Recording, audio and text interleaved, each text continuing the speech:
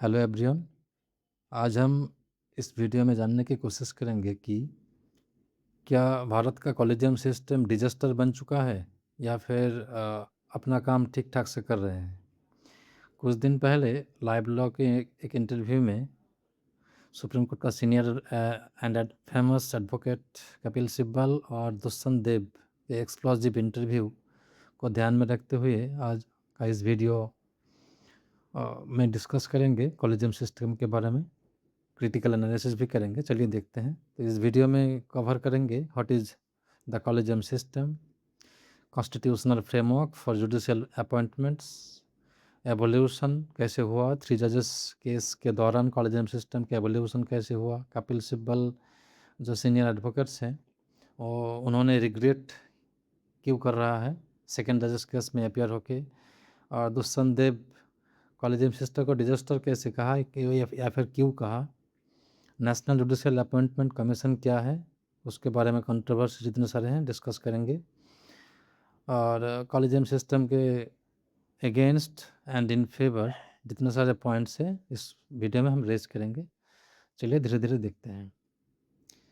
तो why this interview important, ये interview इसीलिए इम्पोर्टेंट है कि एक बहुत बड़ा एक्सप्लोजिव कह सकते हैं कि क्रिटिसिज्म किए हैं एग्जिस्टिंग कॉलेजियम सिस्टम का, क्योंकि इस कॉलेजियम सिस्टम में ट्रांसपेरेंसी एंड अकाउंटेबिलिटी नहीं है, ऐसा जो एलिगेशंस लगाए हैं। तो ये भी एक बहुत बड़ा एलिगेशंस है। हालांकि ये जुडिशियल डिसीजंस नहीं है। याद रखिएगा कि both are the famous and senior supreme court advocates, तो इन लोगों का बातें भी उतना ही इम्पॉर्टेंट है।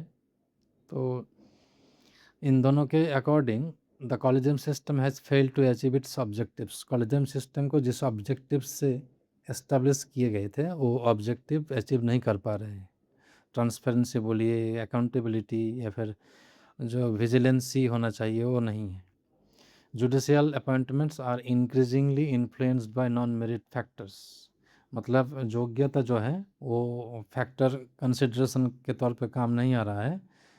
गिव एंड टेक बोल लीजिए, फेवरेटिज्म बोल लीजिए, नेपोटिज्म, जितने सारे फैक्टर्स जो कि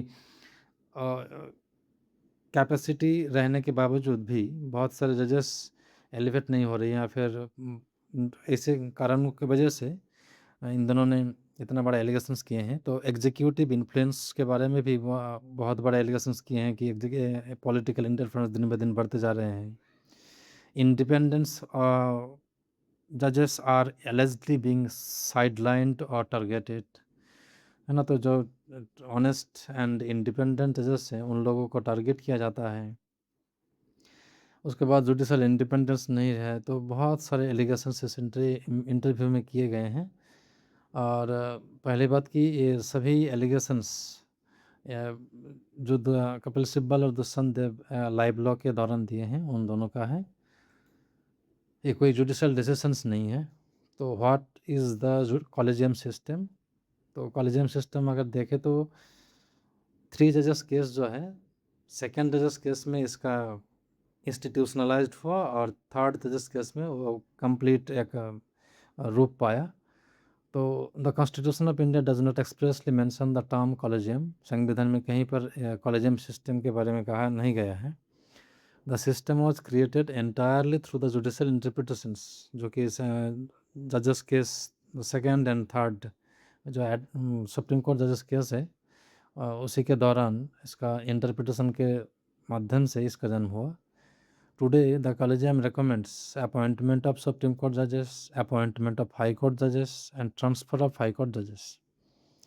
तो इन सारे कामों को कॉलेजियम सिस्टम के द्वारा होता है हमारे अभी इंडियन जुडिशल सिस्टम में।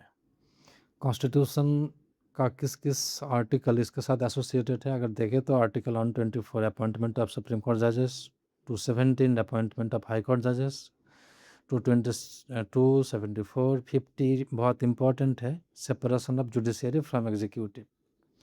सो these are the constitutional provisions governing appointment of judges, transfer of judges, etc. अभी देखिए कॉलेजियम सिस्टम का एवोल्यूशन कैसे हुआ, तो देयर आर 3 जजेस केस। तो फर्स्ट जजेस केस में जो 1981 का है, executive had primacy in judicial appointments, ये था एक कॉन्सेप्ट उस केस में। और हालांकि कंसल्टेशन को ऊपर थोड़ा सा जोड़ दिया गया था, लेकिन एग्जीक्यूटिव के डिसीजंस को प्राइमेसी दिया गया था इस फर्स्ट जजेस केस में।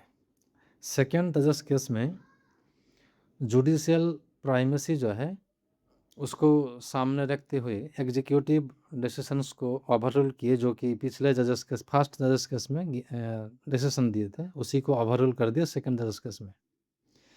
सेकेंड जजेस केस में जितने सारे डाउट्स अराइज हुए, प्रेसिडेंट ने सुप्रीम कोर्ट के पास 9 सवाल भेजे, उसी को हम थर्ड जजेस केसेस बोलते हैं 1998, जिसके आंसर में सुप्रीम कोर्ट ने एक क्लियर एक फ्रेमवर्क दे दिया कि कॉलेजियम सिस्टम कैसे काम करेंगे, वो कैसे जजेस of high courts and supreme court shall be appointed.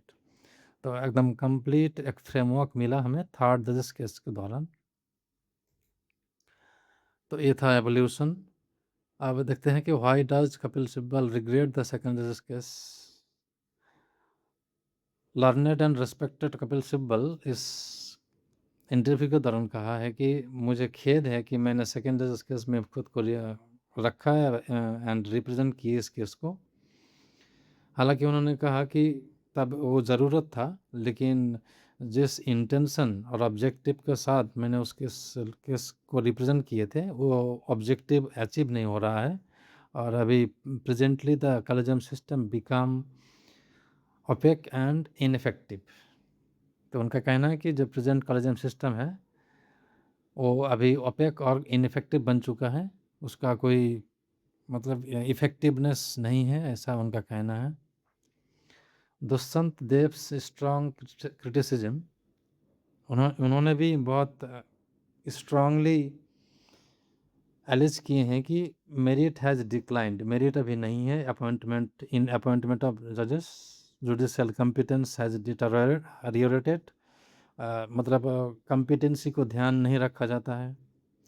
Integrity and character standards have weakened, तो इंटीग्रिटी और कैरेक्टर को भी साइडलाइन कर दिया जाता है। Outstanding lawyers are often overlooked, जो बहुत ही आउटस्टैंडिंग लॉयर्स हैं उनको ओवरलुक किया जाता है। Less deserving candidates receive appointments, तो ऐसे एलिगेशंस इन दोनों ने किए हैं, जो बहुत बड़ा एलिगेशंस है। सुप्रीम कोर्ट को ऐसे ओपनली या फिर इस कॉलेजियम सिस्टम को ओपनली इतना बड़ा एलिगेशंस लगाना बहुत कठिन काम है। मेरिट वर्सेस इंटरनल नेगोशिएशंस, अब देखिए कि कपिल सिब्बल ने भी कहा कि यहाँ पर इंटरनल कॉम्प्रोमाइज़ेस होते हैं, म्यूचुअल एडजस्टमेंट होते हैं, नेगोशिएशंस अमंग जजेस होते हैं। तो इसीलिए इसको डिजास्टर कहा गया है कि क्योंकि इन लोगों को लगता है कि इंटरनल कॉम्प्रोमाइज़ेस, म्यूचुअल एडजस्टमेंट एट्सेट्रा बहुत अच्छे से हो रहे हैं, इसीलिए जो कॉलेजियम सिस्टम का अपना सेट ऑब्जेक्टिव्स है, जो करना चाहिए था वो नहीं कर रहे हैं, इसलिए अभी ये इनफेक्टिव बन चुका है। और इसी वजह से such practices dilute merit based judicial appointments, जिसके वजह से या फिर जिसके कारण इतने सारे एलिगेशंस। तो allegations of executive interference, of political interference के बारे में भी इन लोगों ने कहा है, ये एक बहुत बड़ा इशू है। उसके बाद आर इंडिपेंडेंट जजेस बीइंग टारगेटेड, तो इसमें भी नाम मेंशन करके कहा है कि जस्टिस जयंत पटेल, जस्टिस अखिल कुरैशी, जस्टिस एस मुरलीधर, इन लोगों को नाम लेकर मेंशन करके बताया गया है कि इन लोगों के साथ अन्याय हो चुका है या फिर दे हैव बीन साइडलाइंड। तो ऐसे एलिगेशंस किए गए हैं।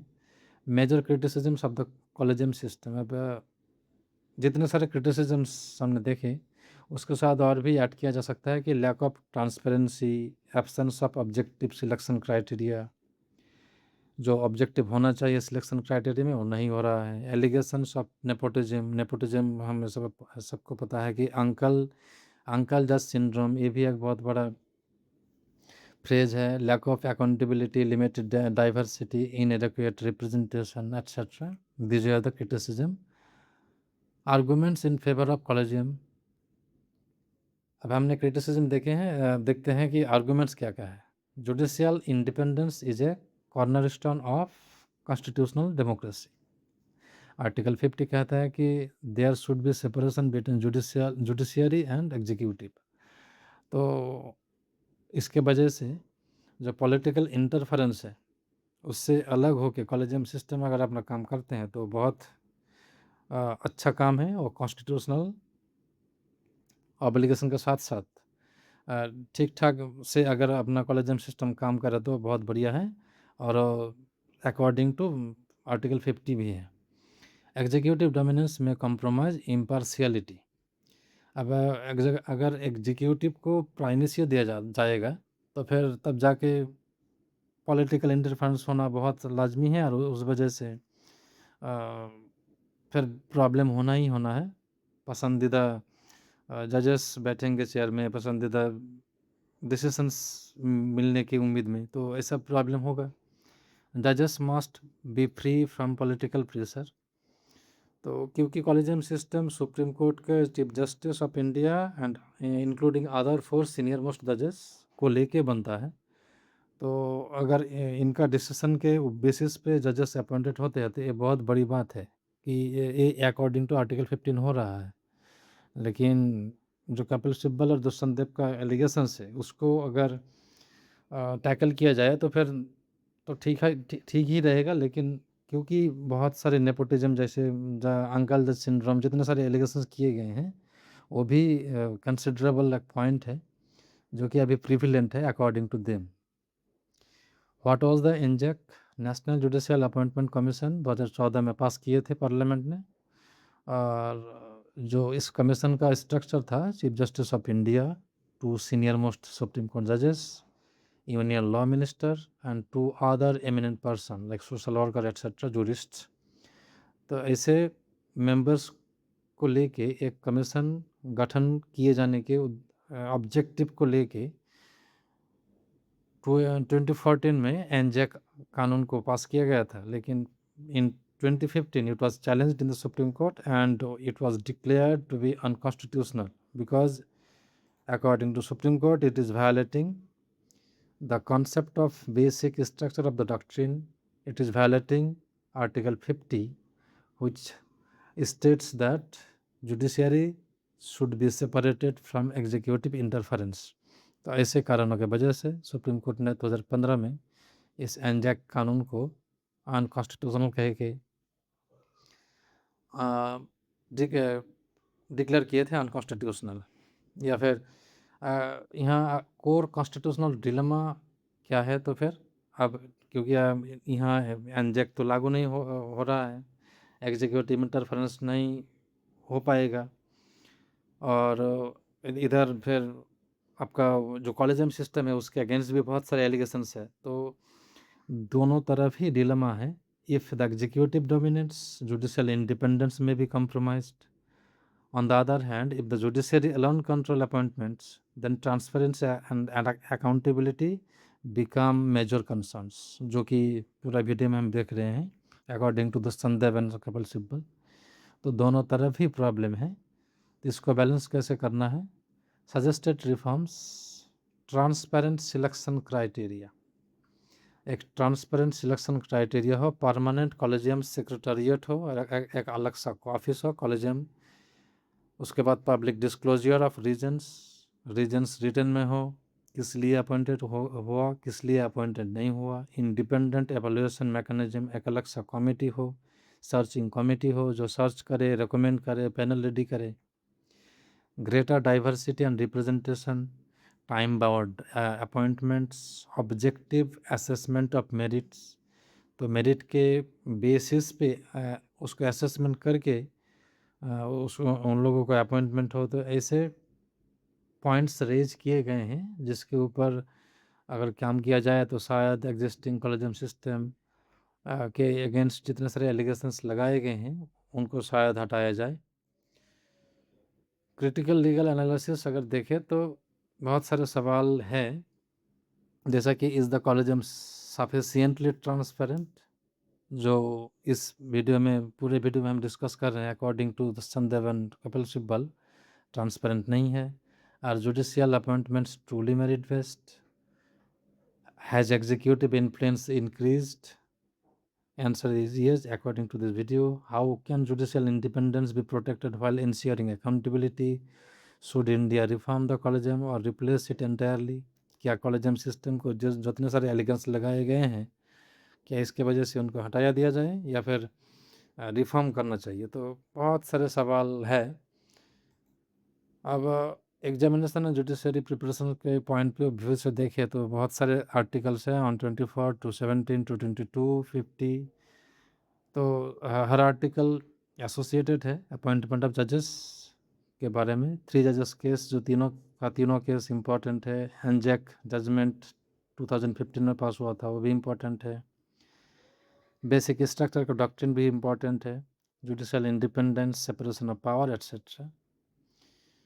तो इन कंक्लूजन हम कह सकते हैं कि the interview by Kapil Sibal and Dushyant Dave has reignited one of India's most important constitutional debates, जो कि बहुत टाइम हमने देखे हैं कि कॉलेजियम सिस्टम को क्रिटिसाइज़ किए गए हैं फेवरेटिज्म के लिए, नेपोटिज्म के लिए, अंकल जज सिंड्रोम के लिए, बहुत सारे गिव एंड टेक कारणों से।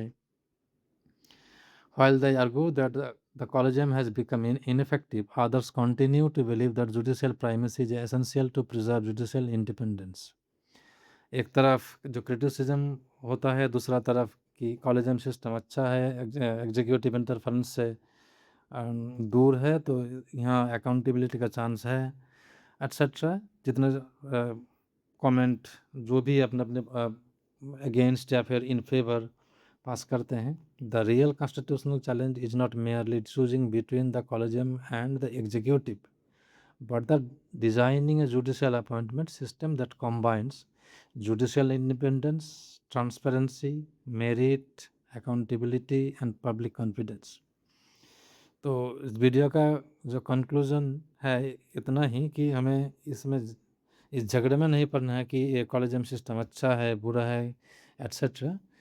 जो भी सिस्टम हो, उस सिस्टम अगर जुडिशियल इंडिपेंडेंस पे काम करे, ट्रांसपेरेंसी पे काम करे, मेरिट बेस्ड अपॉइंटमेंट हो, अकाउंटेबिलिटी हो एंड पब्लिक कॉन्फिडेंस हो, तो फिर वहाँ पे ज़्यादा सवाल ना उठे या फिर उठना नहीं चाहिए। ऐसा होगा अगर इतने सारे रिफॉर्म्स आ जाए। तो अगर आपके कोई सवाल है इस बारे में तो आप ज़रूर कमेंट बॉक्स में दीजिएगा। Thank you.